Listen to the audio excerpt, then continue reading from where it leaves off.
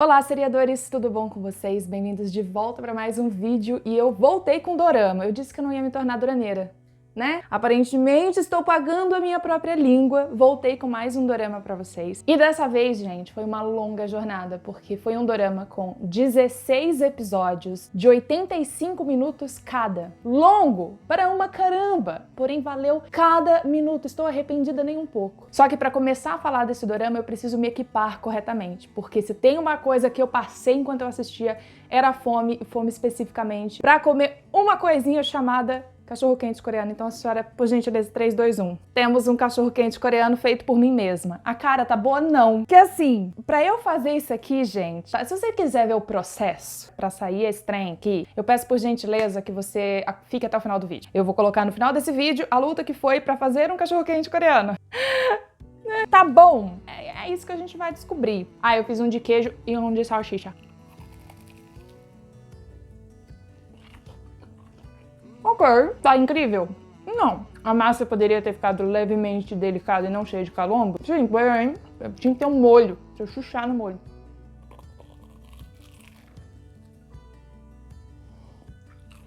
Ok. Yep.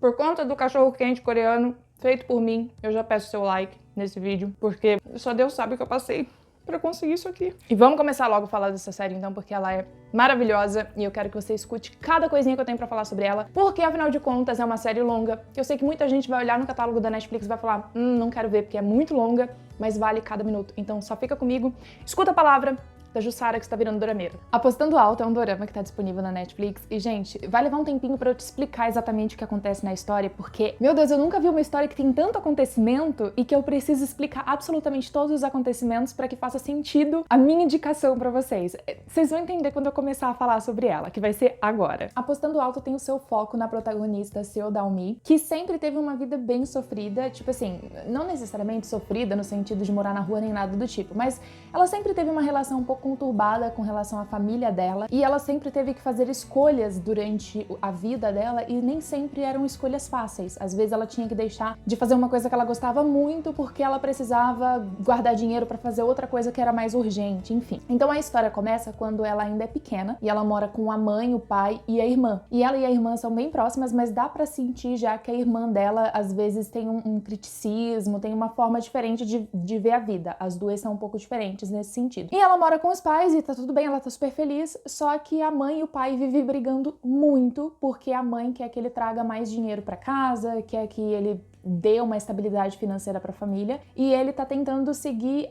a carreira dele de uma forma independente. Ele quer abrir uma empresa, ele tem altas ideias, ele é um cara muito à frente do seu tempo.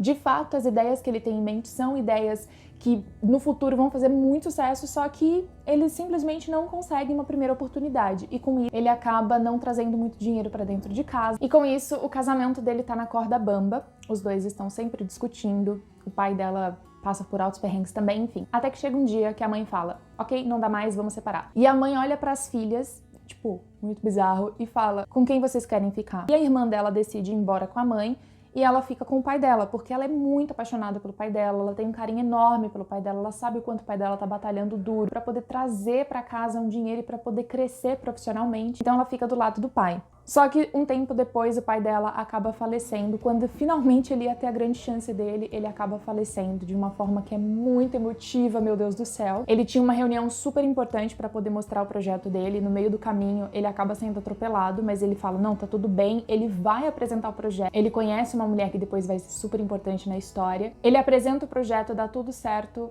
Infelizmente, o acidente tinha sido mais grave do que ele tinha imaginado e ele acaba falecendo, deixando a Dal-mi sozinha para morar com a avó dela, a Senhora Choi. E a Senhora Choi é uma mulher maravilhosa e um pouco antes disso tudo acontecer, do pai dela vir a falecer, ela criou um amigo pra Dal-mi. Como que isso aconteceu? Um dia a Senhora Choi estava indo embora para casa, depois de um dia de expediente, cansativo e tal.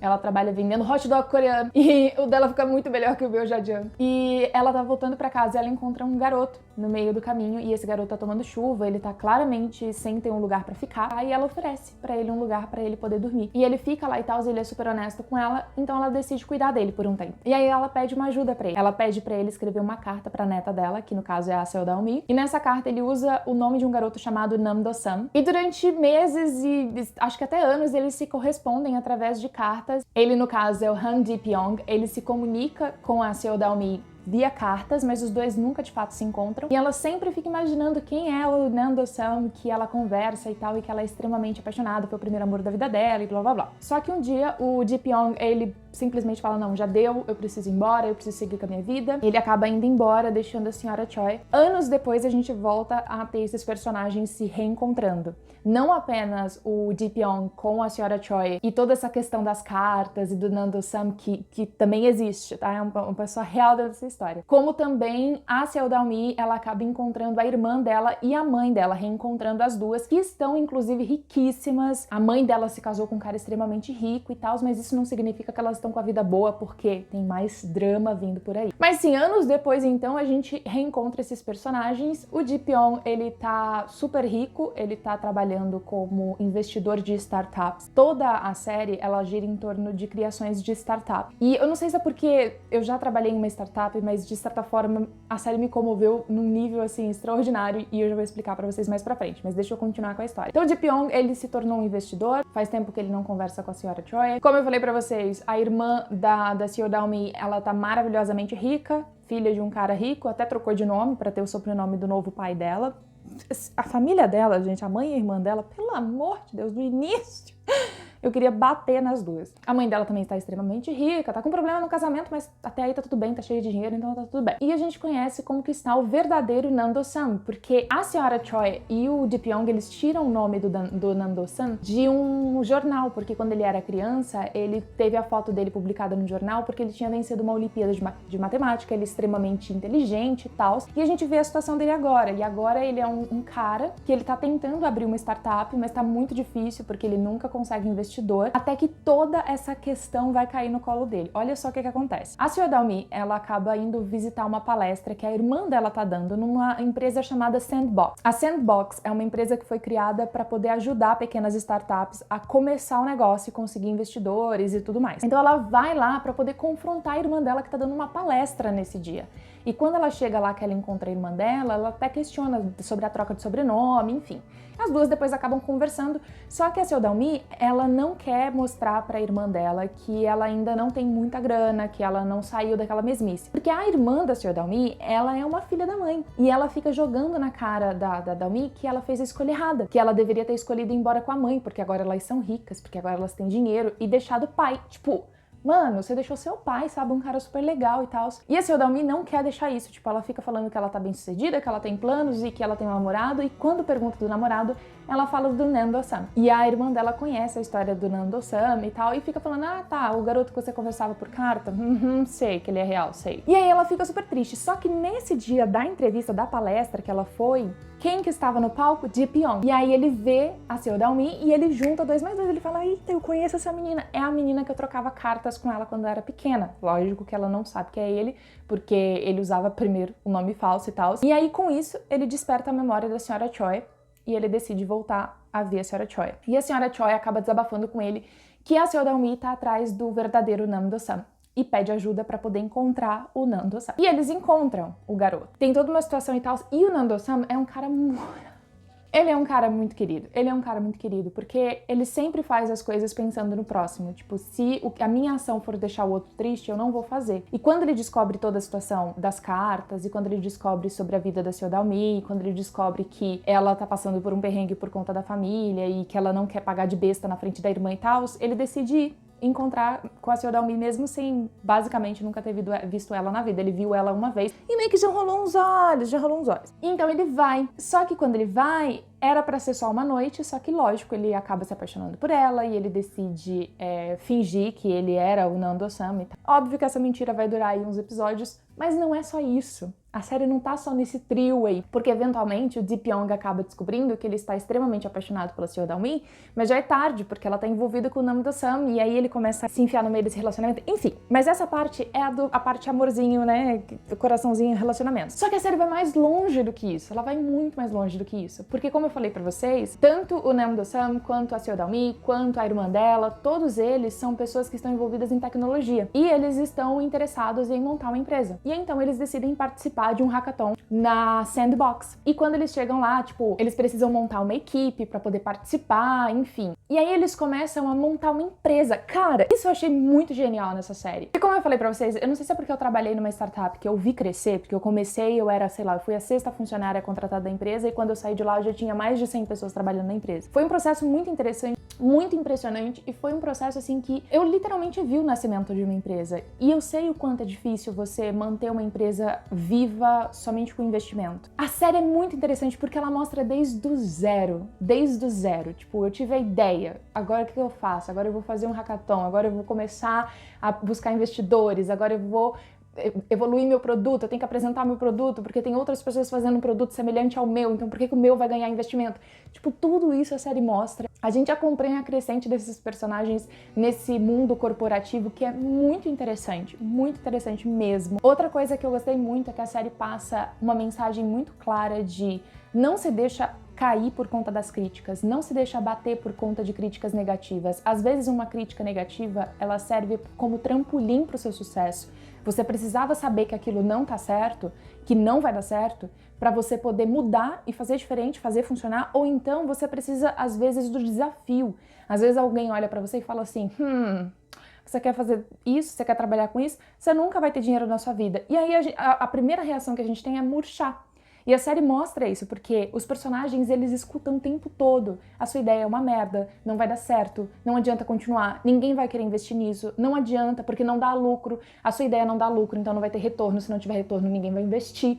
Só que os personagens, eles acabam persistindo e eles vão firme nas suas ideias, eles vão mudando a forma de fazer o produto, talvez, para poder conseguir uma possibilidade de investimento, se aquele não dava certo, talvez esse dê. Então isso dá um gás pra gente que é muito legal, sabe? Assistir. E outra coisa que a série passa também, enquanto você vai assistindo os episódios, é que ela te ensina a confiar no seu processo e mais do que isso, é aproveitar o seu processo. Vou usar o meu exemplo para vocês.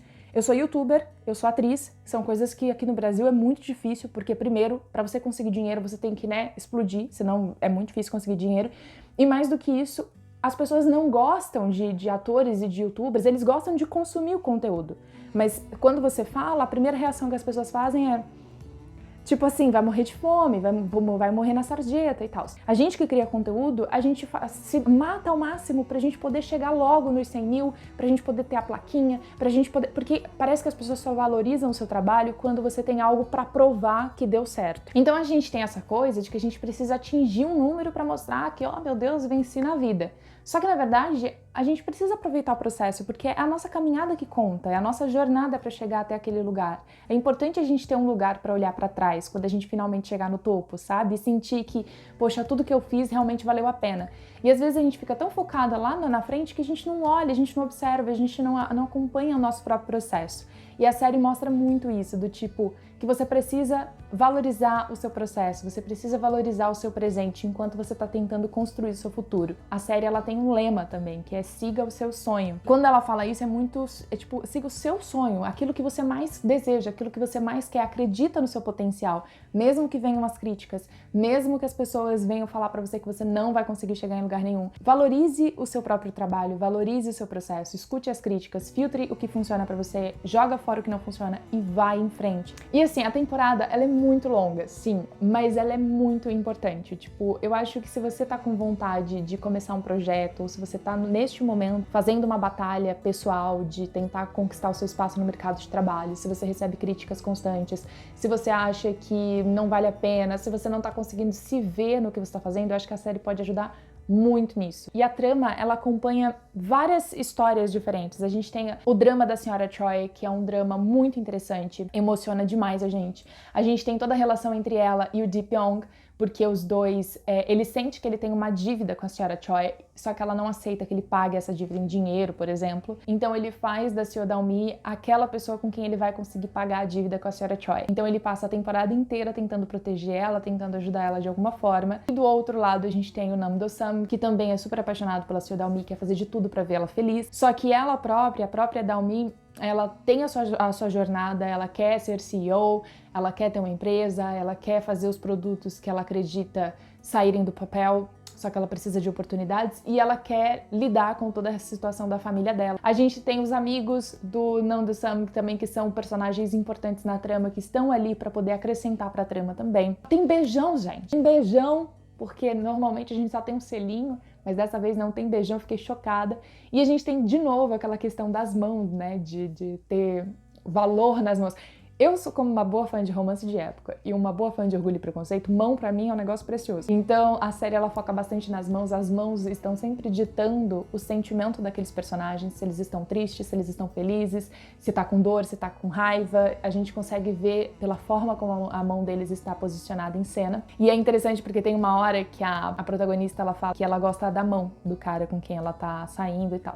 E ele fica intrigado com toda essa história da mão. E aí o amigo dele pergunta assim pra ele: que coisa esquisita, como que uma mão pode ser legal? E eu só lembrando do Darcy, esticando a mão lá em Orgulho e Preconceito, falando: meu anjo. Todo o elenco é maravilhoso, 10/10. A história é muito boa. De novo, são 16 episódios, é longo, sim, mas vale cada momentinho, porque a trama, por mais que os episódios sejam longos, eles não são chatos, eles não são cansativos, porque a gente sempre tem uma informação nova. E uma coisa que eu amei é que, às vezes, a série traz alguns nomes difíceis, né, de tipo, termos técnicos dentro de uma empresa, de uma startup. E eles colocam legendinhas pra te explicar o que é aquele termo técnico. Eu achei isso de um cuidado imenso. Mas sim, se você tá procurando uma série que tem romance, que tem um drama maravilhoso, que vai te fazer chorar, se emocionar, sorrir, eu super recomendo Apostando Alto. Vai fazer valer a pena cada minutinho gasto que você usar pra assistir essa série. E agora, antes de me despedir-me de vossas senhorias, eu vou deixar vocês com o meu vídeo preparando cachorro-quente. Gente, eu vou me redimir com vocês. Se você gostou desse vídeo, deixa o seu joinha, se inscreva no canal. A gente se vê no próximo vídeo e fica com a derrota. Eu devia ter separado todos os ingredientes antes de começar a fazer, porque pode ser que eu não tenha algum ingrediente que eu precise usar na receita. Sim, mas eu não fiz isso. Eu tenho que usar 2 xícaras de farinha de trigo. Será que é muita receita? Quantas salsichas? 9 salsichas, vou fazer a metade, que eu vou usar só 4. Água morna, fermento. Não sei se tem farinha tanto, vamos usar o que tiver. Ah, eu tenho que deixar fermentar. Mas eu preciso saber se eu preciso deixar esse trem fermentar. Não quero deixar fermentar, vou deixar fermentar. Vamos fazer. A salsicha já está aqui. Ok, tigela. 1 colher de chá. Vou fazer menos. Então não vou pôr tudo isso. Come on, get me now. I'm gonna make it look so easy. Não é cachorro-quente doce? É só pra dar a famosa fermentada. Thank you very much. Pega o trem pra... Fazer o quê? Mexer. Peneirar. Aí a gente coloca a farinha, ela tem que ficar uma massa lisa. Ah, tá. Eu acho que eu tenho que ter mais água mesmo. Eu tô com medo de dar ruim esse queijo. Sabemos. Qual que tá mais grosso? Quer soltar a Bianca? Ela ficou presa lá no quarto, ela tá miando. Eu sou uma vergonha pra minha mãe. Já posso trabalhar com a senhora Choi! Mega profissional em hot dogs coreanos. Jesus Christ. Tô testando toda a minha força, minha garra nesse trem. Farinha de trigo, foi. Fermento, açúcar, salsicha, pá. Vi uma outra receita que a menina colocou tanta coisa na massa que eu tô achando isso aqui muito simples. Será que eu não preciso botar um sal nisso aqui, não? Ah, você tá me zoando que eu vou ter que deixar esse trem crescer 40 minutos? Meu Deus, o que eu estou fazendo com a minha vida? A senhora Choi mostrou a receita dela? Não mostrou. Eu acho que a gente acertou o trem. Eu acho que eu preciso ficar um pouquinho mais durinho. Quase que eu boto o sal. Isso aqui está terrível. Não é pra você escorrer tudo, anjo. Isso não vai dar certo. Para de falar que não vai dar certo. Porque eles falam, a massa tem que ficar mole. Mas se a massa ficar mole, não gruda no trem. Mãe, socorro. O problema é a farinha de rosca. Por isso que eles usam banco, Jussara, e não rosca. Trust the process. Trust the process.